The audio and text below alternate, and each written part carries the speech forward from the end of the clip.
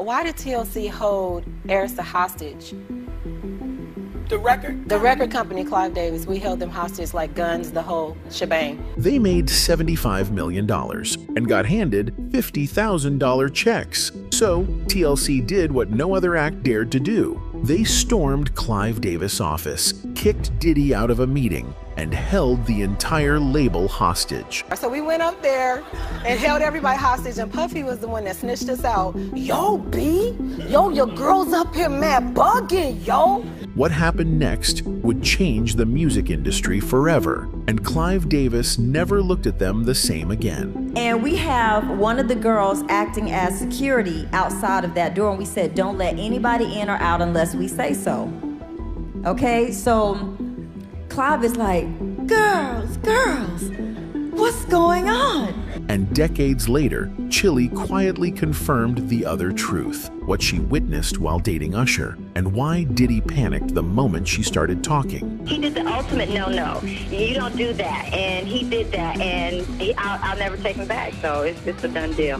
He did, he really did.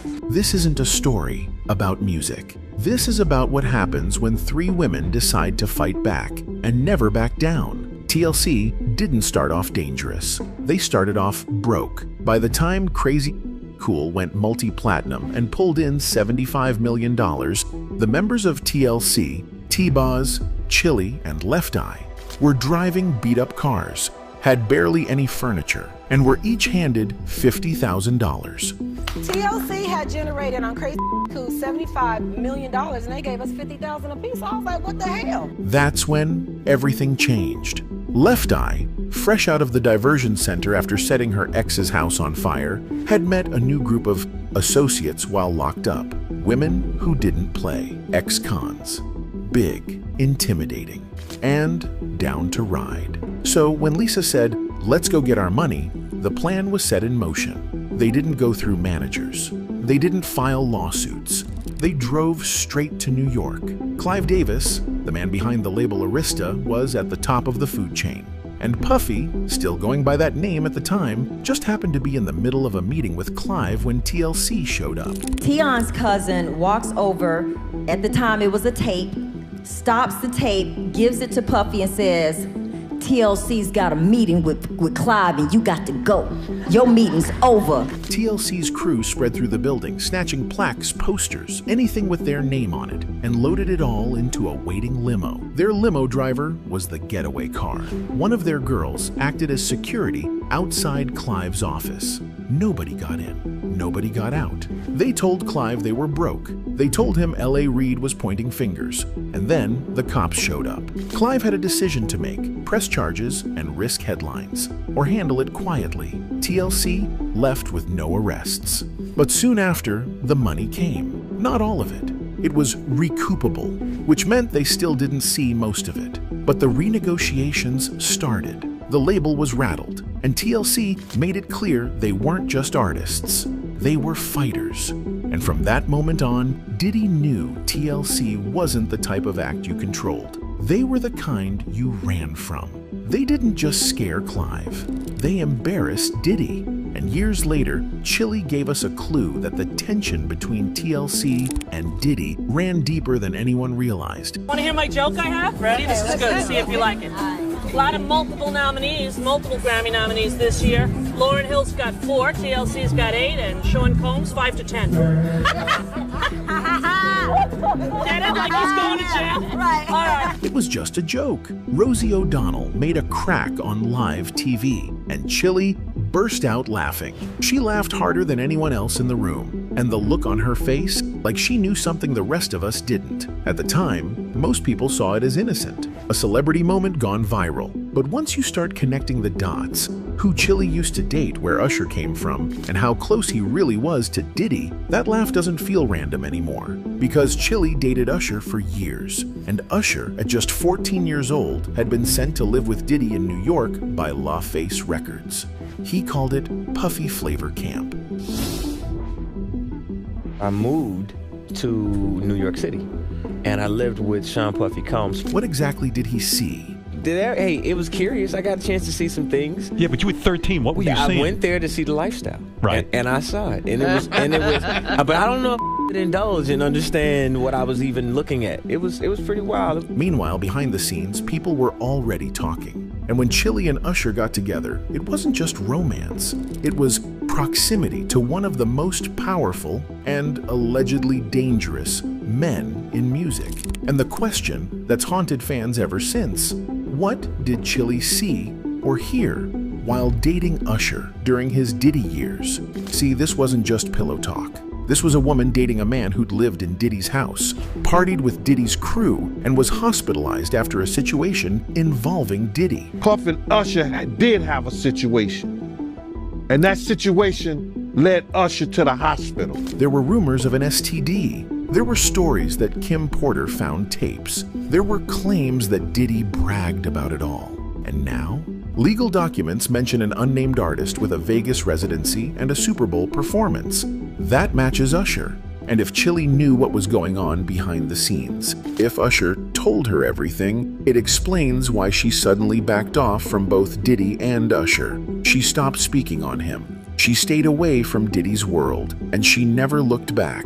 Because what she may have learned wasn't just heartbreaking, it was dangerous. And in interviews since then, Chili never directly confirms what she saw. But she always makes one thing clear. Sometimes you're supposed to be with people for a reason, but not a lifetime. And if Usher was carrying trauma from what happened at Diddy's, Chili may have seen exactly what it did to him up close. The cheating, the emotional distance, the erratic behavior. And now, after everything that's come out, some people don't even blame him. They blame Diddy. Because if Diddy exploited Usher, and Usher passed that pain forward, then Chili was a witness to all of it. And Diddy knew that. That's why her laugh at Rosie's joke hit different. Because maybe that wasn't just a punchline. Maybe it was payback. But Chili wasn't the only one Diddy and Clive had to worry about. If anyone in TLC truly scared them, it was Left Eye. Lisa Left Eye Lopes wasn't just the wild card. She was the ringleader. And when she found out the group had made $75 million while each member got paid just $50K, she snapped. Of course, Lisa was the ringleader. Like, we need to go get our money. I need to know where my MF and money's at. What happened next was borderline criminal. Lisa gathered a crew of ex-con women she met while locked up in a diversion center. Big women, loud women, women who looked like they'd done time and didn't care about going back. Then she called Chili and T-Boz and said, "We're driving to New York." They flew in, met in Manhattan, and walked straight into Arista Records with a plan: get their money or shut it down. They kicked Diddy out of his own meeting. They stormed every floor of the building, ripping down anything with TLC on it. Awards, plaques, promo posters. One of the girls stood guard outside Clive Davis's office, refusing to let executives in or out. They even had a getaway limo waiting out front. Clive let it go and told his team to start renegotiating. But the fear? That lingered. Because Lisa wasn't just about contracts and money. She wanted answers. She wanted to know who had their money and what was really going on behind the scenes. Shortly after, she made one of the boldest career moves of her life, signing with Death Row. Nobody could believe it. TLC's most outspoken member had just joined the most dangerous label in music. And right when it looked like Lisa was about to expose everything, from the money trail to industry secrets, the unexpected happened.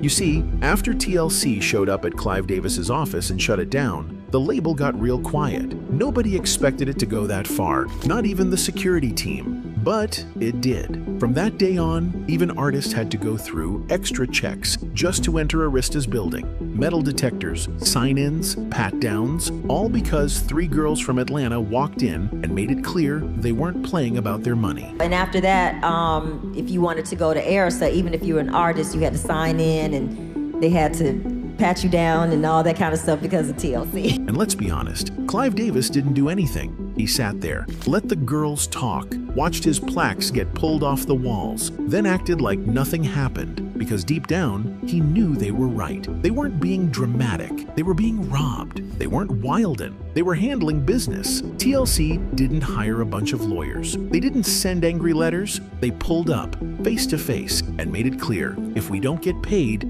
you don't get peace. Eventually, they got a better deal. Still not fair. The label kept recouping off them, but it was enough to stop the bleeding. Enough to let them tour again, make money on the road, and tell their side without being shut down. And the industry? They stayed out of TLC's way. Nobody sent fake press. Nobody pushed Clive to fix the girls. And Diddy? He never tried to get involved again. Because what happened that day at Arista wasn't just about money. It was about power. And TLC proved they weren't scared of anybody. Not Clive, not Diddy, not the whole machine. After that, people understood TLC doesn't bluff. And if you cross them, they'll show up and make you deal with it. After that standoff with Clive Davis, TLC moved on. But not all of them stayed in the spotlight. Left Eye was different. She never let things slide. And when the group started seeing more money, Lisa still wasn't satisfied. She wanted to know how it all got that bad in the first place, how they went multi-platinum and ended up broke.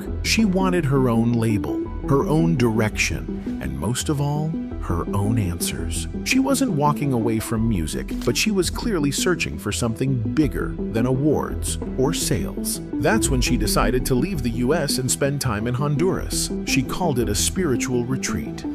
It's gonna be Left Eye the cameraman. I'm getting my skills on as a professional photographer. I never shut the camera on. The camera followed me into my dreams. She brought a small film crew and said she wanted to document her journey, not as a celebrity, but as a person trying to understand herself.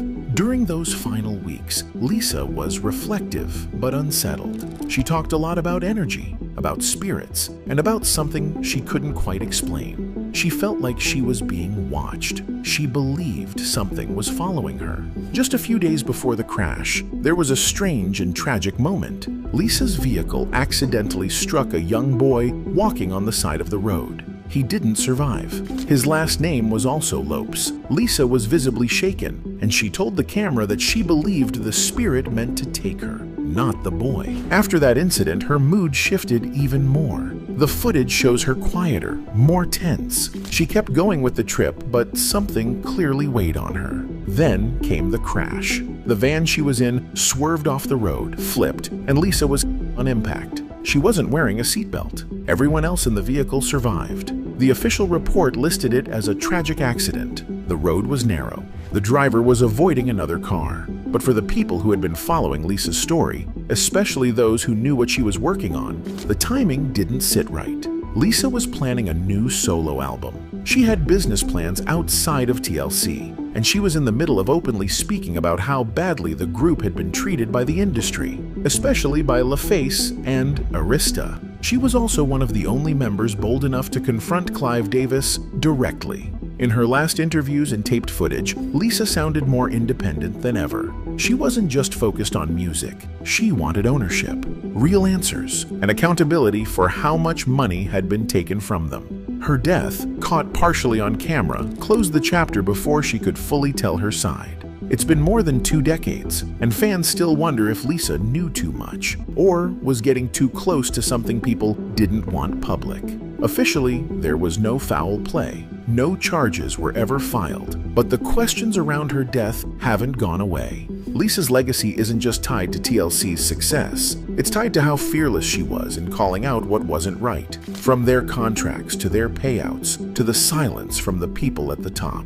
She wasn't the easiest person to control, and by the end of her life, she wasn't answering to the industry anymore. After Lisa's death, TLC carried on. They toured, did interviews, and tried to keep the group going, but things weren't the same. The energy was different, and so was the dynamic behind the scenes. T-Boz and Chili stayed in the spotlight, but they moved carefully, especially Chili. Out of all the people connected to TLC, she's the one who stayed the quietest when it came to what was going on behind the scenes. But she didn't disappear, she just kept her distance, especially from Diddy. She didn't go on talk shows and expose anyone, but she also never stood next to Diddy again. Not after Left Eye died, not after the Arista fallout, and definitely not after the truth about how young artists were treated started making headlines. For Chili, keeping her distance might have been survival. She was there for all of it. The bad contracts, the confrontations, and the industry parties that people still won't talk about on record. And out of the whole group,